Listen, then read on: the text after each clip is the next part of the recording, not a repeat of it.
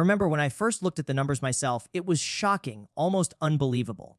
In today's video, we're going to break down the real money statistics of the average person, uncover the hidden truths behind why so many people stay broke, and most importantly, show you what you can learn from these stats to avoid falling into the same traps. Most people live paycheck to paycheck despite earning more than ever, and this has become one of the most alarming financial realities of our time. On the surface, it might not seem like a huge issue because someone may appear to be managing. Rent is being paid, bills are getting covered, and life looks relatively normal. But the truth behind this lifestyle is far more dangerous than it appears. Living paycheck to paycheck means that no matter how much someone earns, all of their income is already spoken for before the next payday arrives. This constant cycle of earning and spending creates a fragile financial foundation where one small setback, a medical emergency, car breakdown, or job loss can push everything into chaos. The real problem isn't always about low income. In fact, many middle class and even high income earners fall into this trap. The core issue often lies in poor money management, overspending, and failing to prioritize long-term stability over short-term comfort.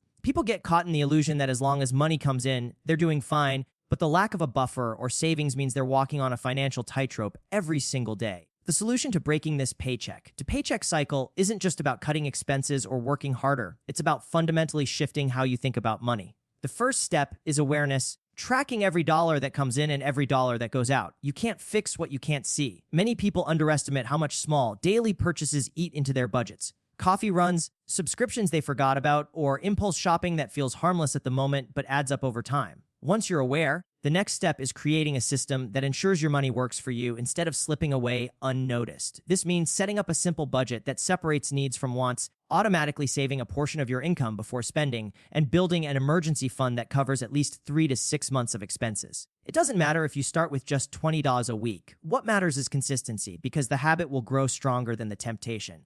Another powerful strategy is learning to live below your means, even if your income grows. This doesn't mean living a life of restriction, but rather controlling lifestyle creep, the tendency to spend more as you earn more. By keeping expenses steady while increasing savings and investments, you gradually create a gap between what you make and what you spend, which becomes the foundation of true financial freedom. To put this into perspective, consider the story of someone who makes $5,000 a month, but spends nearly all of it on rent, car payments, dining out, and credit card bills. On paper, they might look successful, they drive a nice car, live in a decent place, and post pictures of vacations on social media. But when an emergency strikes, like an unexpected $500 car repair, they panic because they have no savings to fall back on. This forces them to borrow more, usually at high interest, which only tightens the paycheck to paycheck trap. Now imagine that same person decided 6 months earlier to redirect just 10% of their income into a savings account automatically. That's $500 a month, and in 6 months, they would have built a $3,000 to $1,000 cushion. When that car repair happens, it's an inconvenience, not a financial disaster. The difference between these two scenarios isn't income,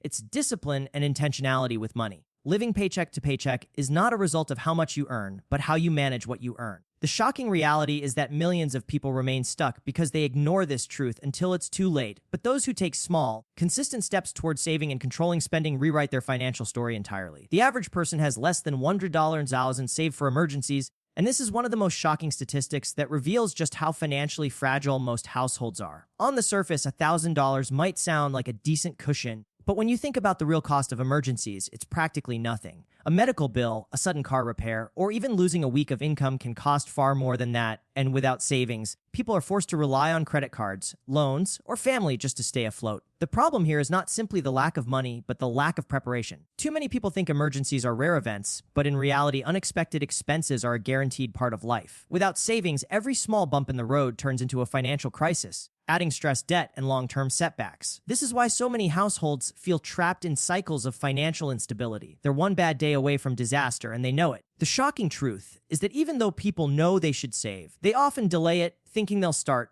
when things get better. But that better moment rarely comes, because something always comes up. The solution lies in creating a real safety net, an emergency fund designed specifically to absorb life's unexpected blows. The first step is to accept that emergencies are not a matter of if, but when. With this mindset shift, saving becomes a priority, not an afterthought. Building an emergency fund doesn't require huge sums at once. It's about consistent, small contributions that add up over time. Automating savings is one of the most effective strategies. By setting up a system where a small percentage of your paycheck automatically goes into a separate account, you bypass the temptation to spend it. Even starting with just a $50 or $100 a month creates progress, and the psychological benefit of watching your savings grow builds momentum. Another powerful tactic is to cut unnecessary expenses and redirect them to your emergency account. For instance, if you cancel a $20 subscription you barely use, that's $240 a year that could be the difference between financial stress and peace of mind when trouble strikes. Over time, the goal should be to build at least 3 to 6 months of living expenses. But even reaching the first $1,000 is a milestone worth celebrating. It transforms emergencies from financial crises into manageable inconveniences. It also helps you avoid falling into the debt trap, where people use credit cards or payday loans to cover urgent costs, only to end up paying far more in interest than the original expense. To bring this to life, think about someone earning $300 to $500 a month with no savings at all. One day their car breaks down and the mechanic hands them a $900 repair bill. With less than $100,000 in the bank, or worse, nothing, they panic. They swipe their credit card, adding to the balance that's already growing from past emergencies. At an interest rate of 20%, that $900 repair could balloon to $1,200 or more if they can't pay it off quickly, creating a heavier burden for months to come. Now compare this with another person in the same situation who made the effort to save just $100 a month over the past year.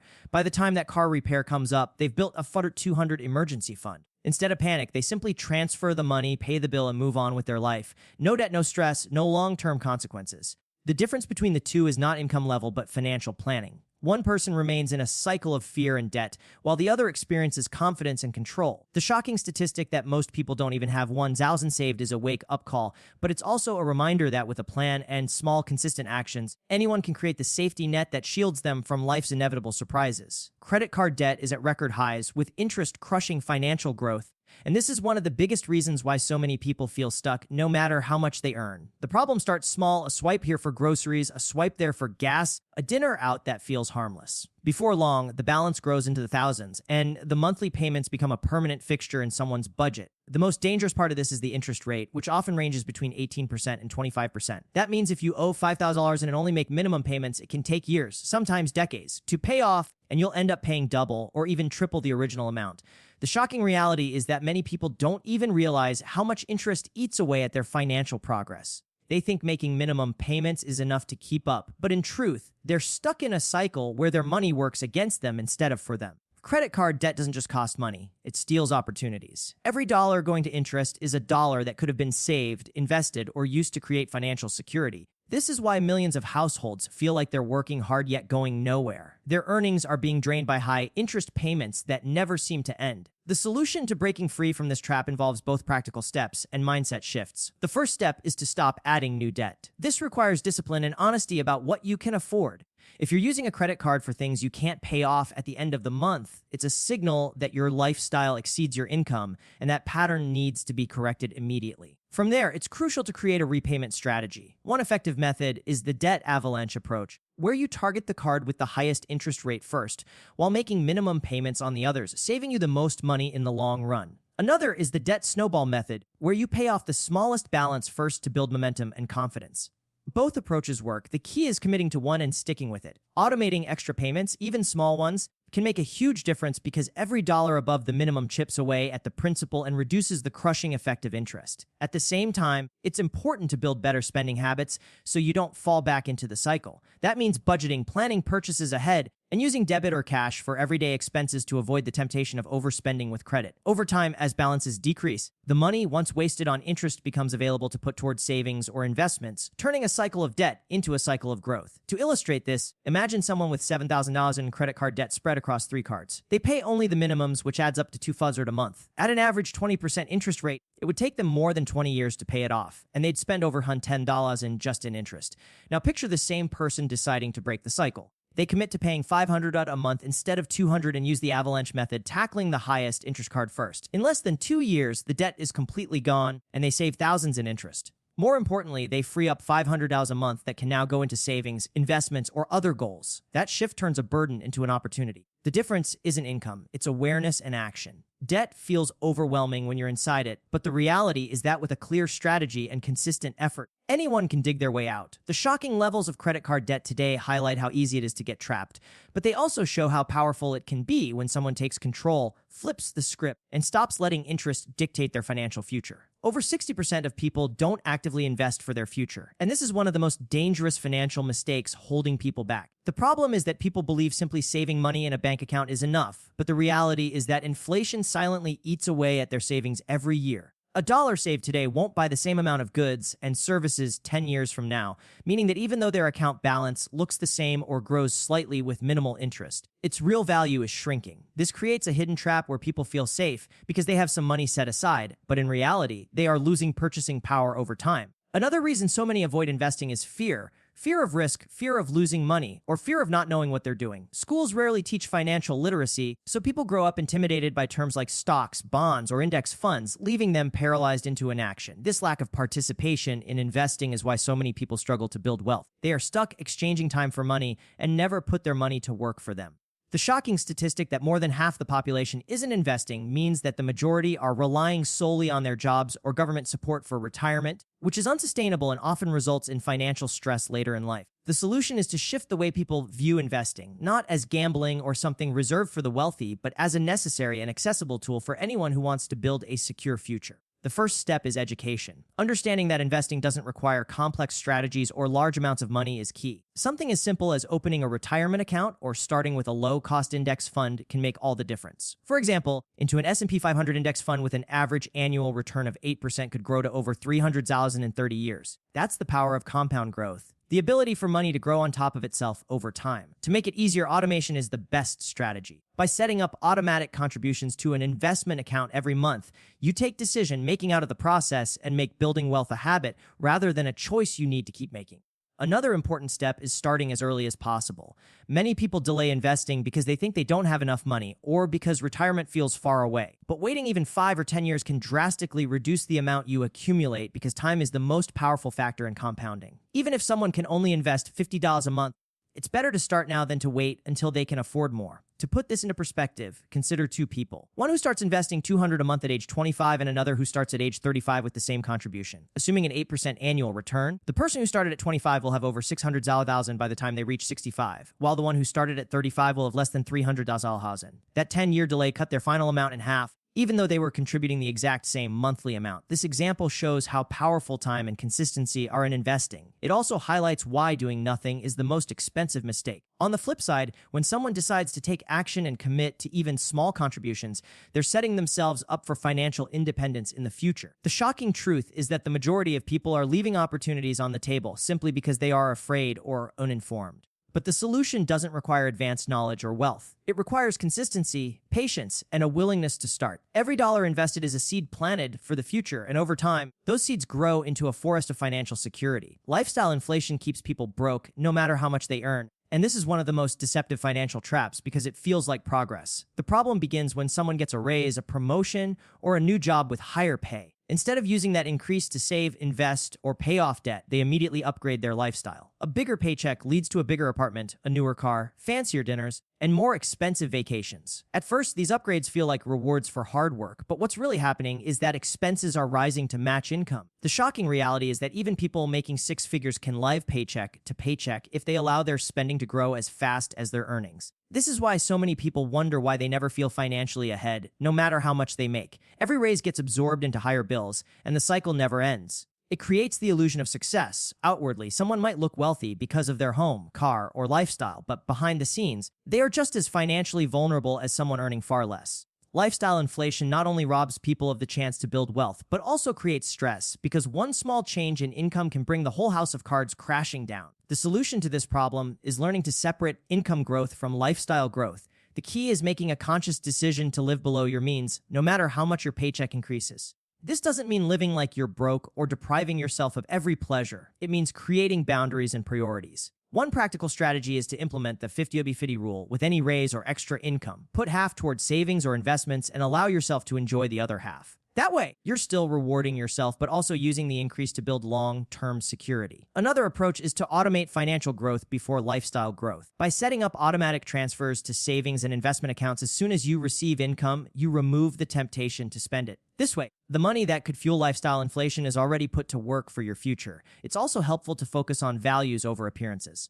Instead of spending money to impress others or keep up with friends, direct your spending toward what truly matters to you, whether that's travel, family, education, or freedom from debt. By aligning money decisions with personal values instead of social pressure, you gain control and purpose over your financial choices. For example, imagine two people each earning $70,000 a year. Person A gets a $10,000 raise and immediately upgrades to a nicer apartment that costs $700 more a month, leases a luxury car, and starts dining out more frequently. At the end of the year, despite earning more, they just still have nothing left over and may even have more debt. Person B also gets a $10 in raise, but chooses to keep living in the same apartment, driving the same car, and maintaining the same spending habits. Instead of increasing expenses, they invest $500 a month from that raise. After just 5 years, person B has built over $35,000 in investments, while person A is stuck in the same cycle, stressed about bills, and wondering why their income never seems to make a difference. Both people had the same opportunity, but one fell into lifestyle inflation while the other avoided it. This example makes it clear that financial success is not about how much money you earn,